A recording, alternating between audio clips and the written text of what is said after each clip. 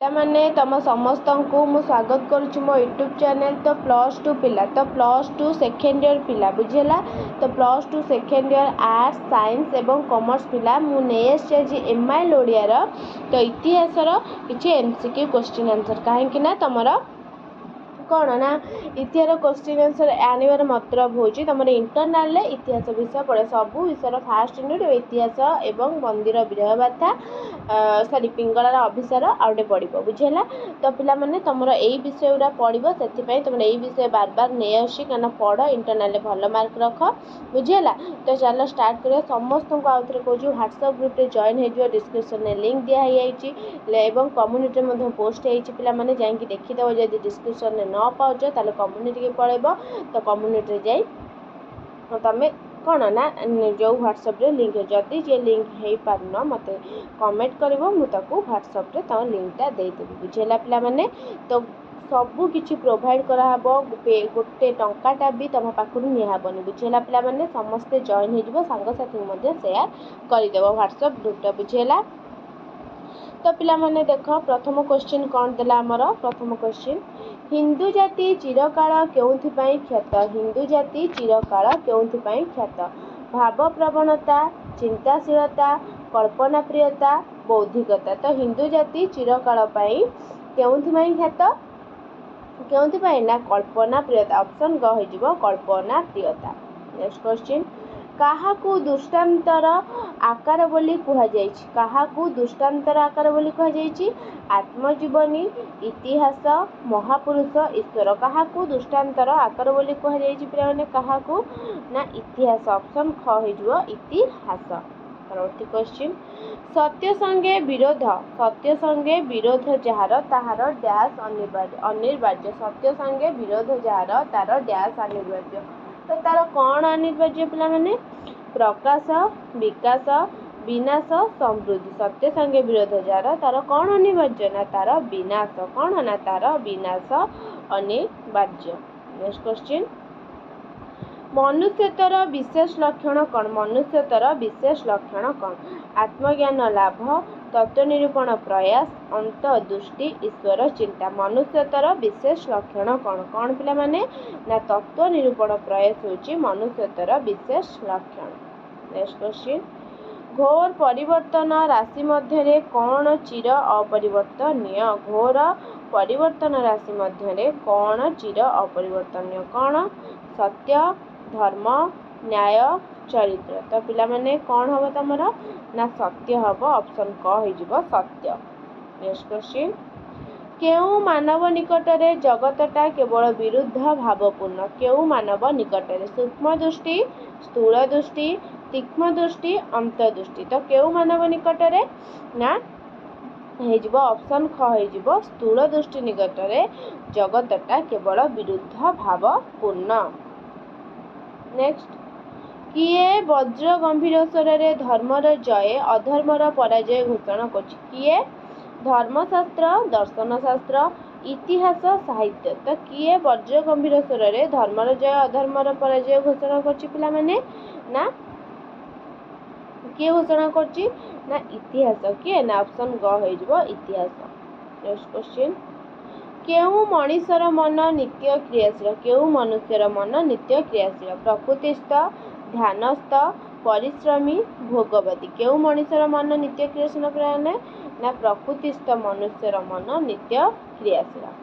Next प्रकृत पक्षे जगतर कौनसी घटना कौन नुहे कौन शून्य नुहे प्रकृत पक्षे जगतर कौनसी घटना कौन शून्य नुहे भाव अर्थ काम मोक्ष। तो पिला माने कौन हम तुम यहाँ ना प्रकृतिस्थ कौन हाँ प्रकृत पक्षे जगतर कौनसी घटना कौन ना अर्थ शून्य नुहे कौन ना अर्थ शून्य नुहे।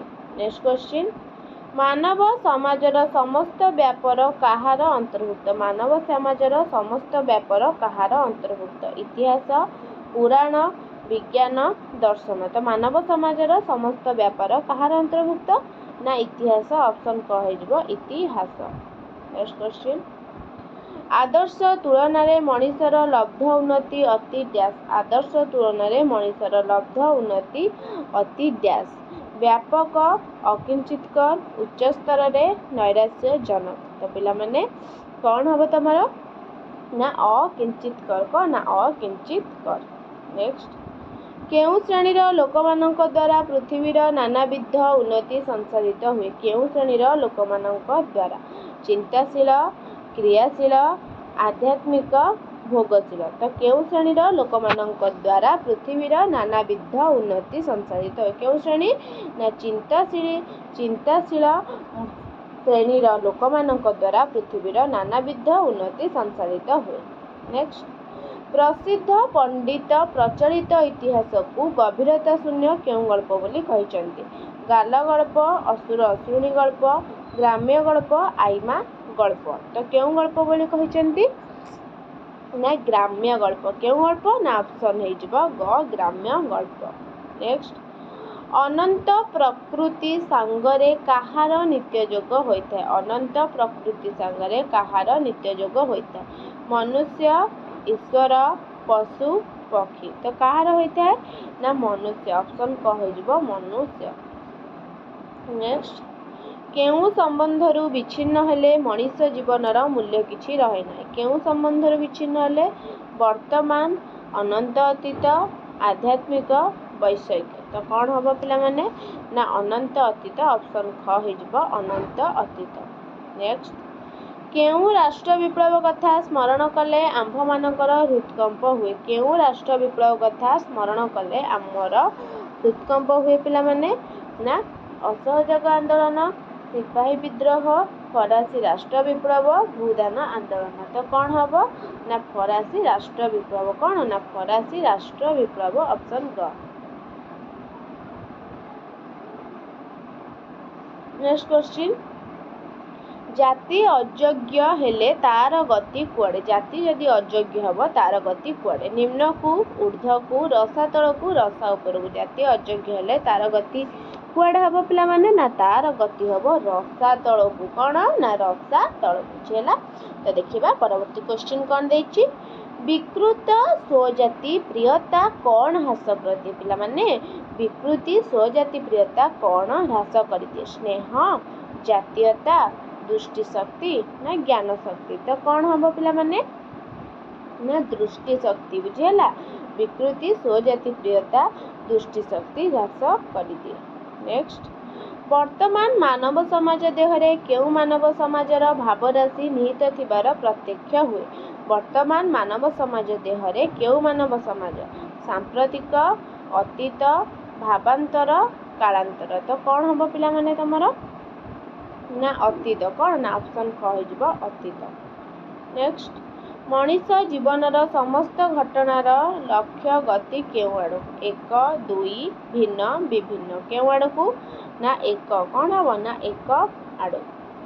नेक्स्ट प्राचीन केउं शास्त्र ऐतिहासिक सत्य रे परिपूर्ण। प्राचीन केउं शास्त्र धर्मशास्त्र चिकित्सा काव्य नाट्य। प्राचीन केउं शास्त्र पिला माने हबो केउं शास्त्र ना प्राचीन धर्मशास्त्र।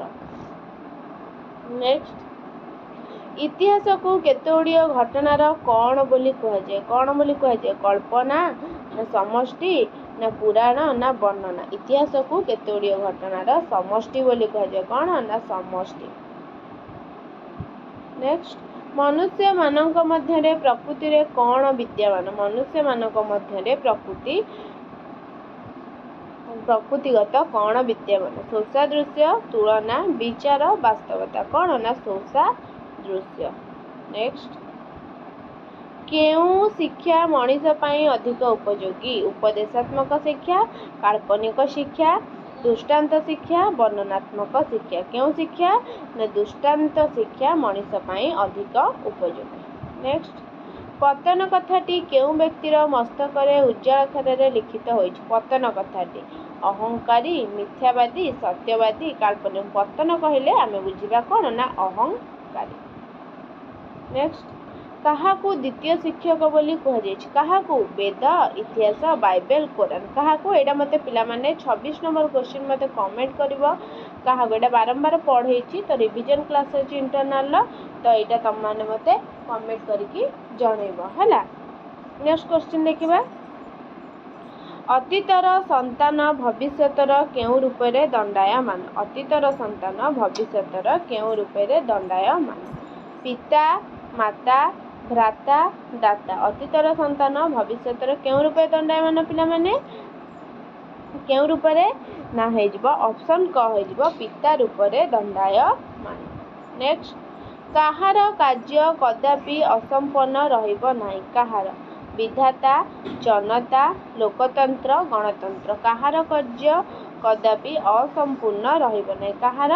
ନା ବିଧାତା। କାହାର? ନା ବିଧାତା।